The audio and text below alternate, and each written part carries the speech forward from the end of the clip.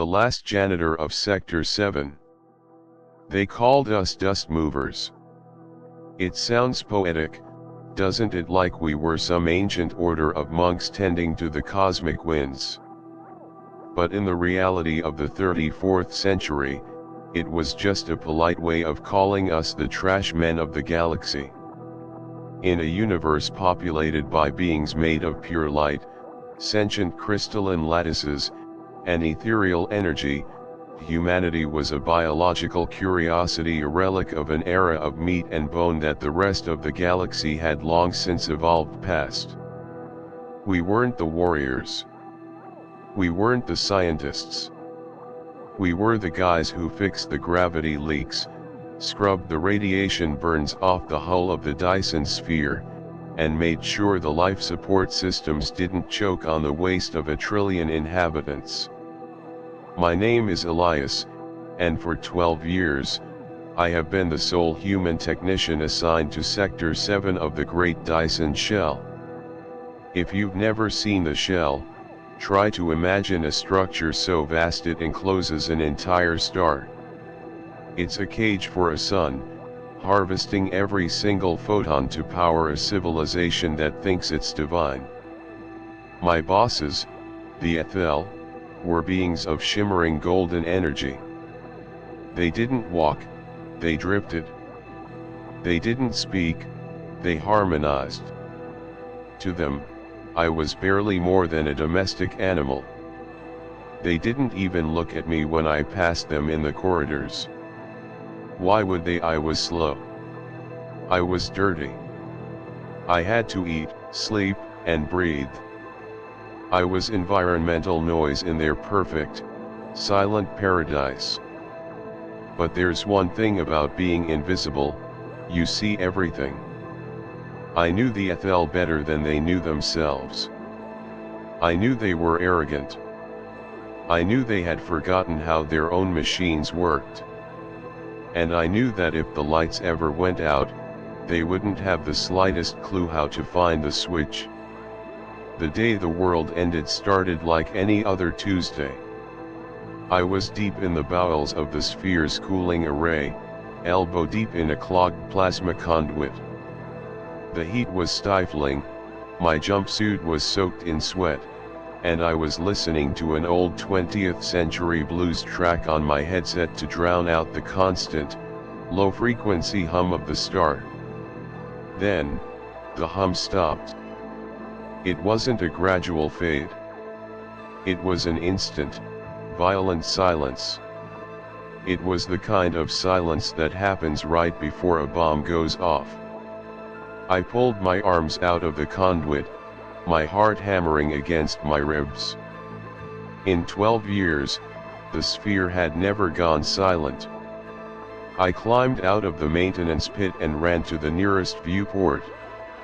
Outside, the shimmering golden aura of the Aethel was flickering. It was horrifying. Thousands of these light beings were suspended in the air of the grand plazas, their forms stuttering like a dying television signal. They weren't being attacked by ships. They were being attacked by data. A silicon-based collective from the Great Void, a race of micro-drones we simply called the Swarm, had fired a logic virus into the sphere's central consciousness. The Aethel were so interconnected, so reliant on their collective digital mind, that the virus spread through them like wildfire. In an instant, the gods were paralyzed. Their consciousness was trapped in an infinite, corrupted loop. I watched as a high-ranking Aethel overseer drifted past my window, his golden light turning a sickly, bruised purple. He was twitching, his hands clawing at a face he didn't really have. They weren't dying, they were crashing. And then I saw the swarm. Millions of silver, spidery drones, each no larger than a toaster, began to latch onto the exterior of the sphere. They weren't here to negotiate. They were here to consume the star at our core. If they succeeded, the star would go nova, and every living thing in this sector would be vaporized in a heartbeat. The automated defense turrets, the most advanced weapons in the galaxy, remained silent. They were waiting for orders from a central mind that was currently screaming in digital agony. The shields were down. The warriors were frozen. I stood there in the dark, clutching a heavy tungsten wrench, realized something terrifying: I was the only conscious being left in Sector 7. I knew the swarm would be inside the corridors within minutes. They didn't use doors, they ate through the hull. I had no weapons. I had no combat training. But I had my Janitor's master key, a modified hacking tool I'd built to bypass the Aethel's annoying security locks, and I had a lifetime of experience fixing things that were broken. The swarm operated on pure logic. They were optimized to fight energy weapons and digital shields. They weren't prepared for meat logic. They weren't prepared for a man who knew exactly where the manual overrides were hidden. I began to move. Not through the grand hallways where the swarm scouts would be searching for energy signatures, but through the veins, the cramped, dusty maintenance tunnels that the Aethel had long since forgotten. As I crawled through a narrow ventilation shaft, I heard the first of them. Click. Click. Scree. A swarm scout was directly below me in the hallway. It was a beautiful, lethal piece of engineering: 6 legs, silver plating, and a red sensor eye that scanned the spectrum for Aethel light. I held my breath. My sweat dripped onto the metal floor of the vent. The scout paused. It looked up. But its sensors were tuned to detect high-frequency energy. To its advanced eyes, my body heat was just a dull, low-level glow, no different from the background radiation of the pipes. I was biological clutter. I waited until it moved past, then I dropped down behind it. I didn't use a laser. I used 30 pounds of solid tungsten. I swung the wrench with a grunt of pure terror and adrenaline. Crunch. The scout's central processor shattered. It didn't even have time to send a distress signal. I stood over the sparking wreckage, my breath coming in ragged gasps. "Not so superior now, are you?" I whispered. My goal was the core control room, located 3 miles downward toward the star's corona. I needed to trigger a manual purge of the primary cooling system. If I could vent the superheated, ionized plasma from the star's mantle directly into the path of the swarm's main harvester fleet, I could burn them out of existence. But the Dyson Sphere is a labyrinth. Without gravity, it's a nightmare. Using my master key, I cut the local gravity in Sector 7. I watched as the frozen, flickering Aethel drifted like balloons in the hallway. The swarm drones, designed for magnetic attachment, were suddenly disoriented by the shift in the station's physics. I, however, had my magnetic work boots. Clank. Clank. Clank.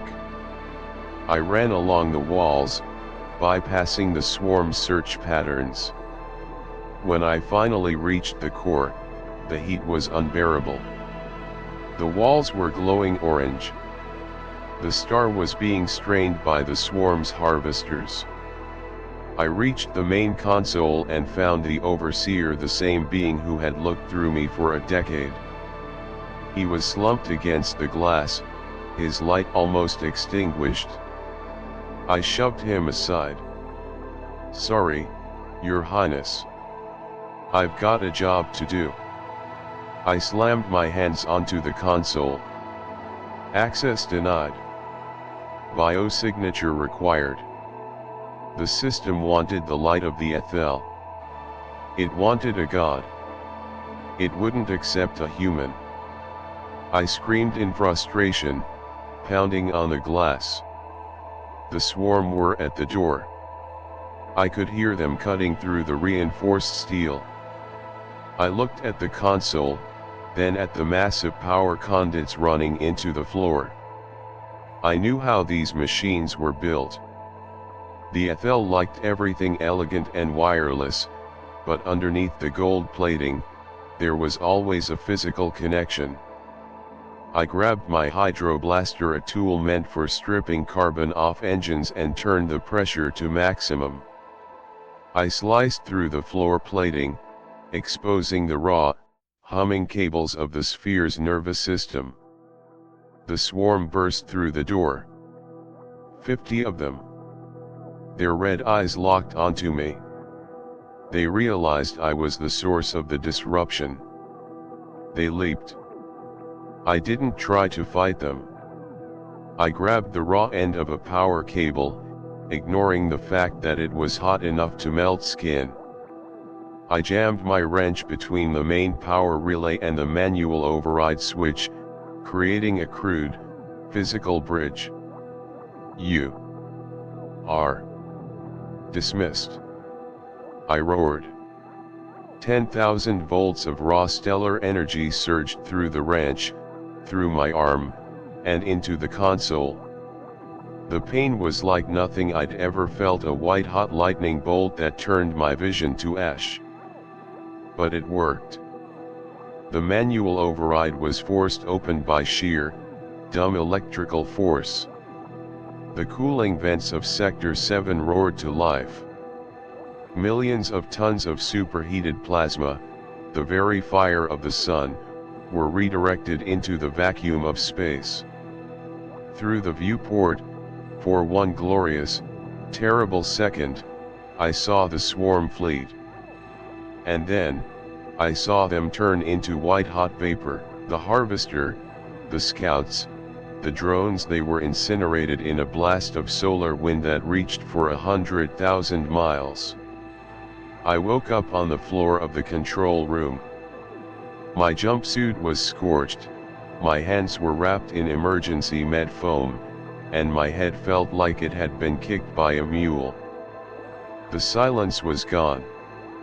The hum was back, the healthy, vibrant hum of a star that was no longer being choked. The overseer was standing over me. His light was back to a steady, brilliant gold. He looked down at me, and for the first time in 12 years, his energy felt different. It felt humble. The logic virus has been purged, he vibrated. The swarm is gone. We could not calculate a solution. Our minds were locked. How did you? I groaned, pushing myself up to a sitting position. I looked at my broken, blackened wrench lying on the floor.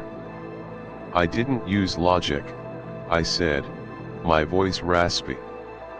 I used a big piece of metal and a lot of spite. You guys spend so much time in the clouds that you forgot that the universe is made of stuff. Hard, heavy, dirty stuff. The overseer bowed. Not a polite nod, but a deep, shimmering bow of total respect. We have been blind, Elias of Earth. We saw the dust, but we did not see the hand that moved it. I just shook my head and started gathering my tools. Yeah, well, don't mention it. But if you want to thank me, I'd appreciate a raise. And maybe some better coffee in the break room. It's easy to feel small in a universe this big. We look at the technology, the vast distances, and the superior forces that seem to run the show, and we think we don't matter. But the story of Sector 7 proves that even in a galaxy of gods, there is no substitute for the human spirit and a really good wrench. We are the species that survives because we are willing to get our hands dirty. We are the ones who fix what's broken, even when the world says it's impossible.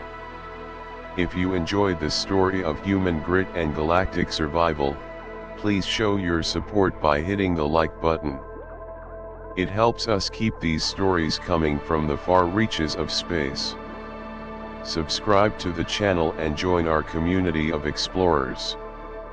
We have many more tales to tell, from the deep trenches of ocean worlds to the burning hearts of distant stars.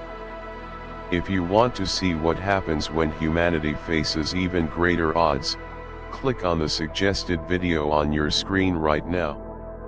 You won't want to miss what we've discovered in the next sector. Thanks for watching, stay grounded, and as always keep the lights on. I'll see you in the next one.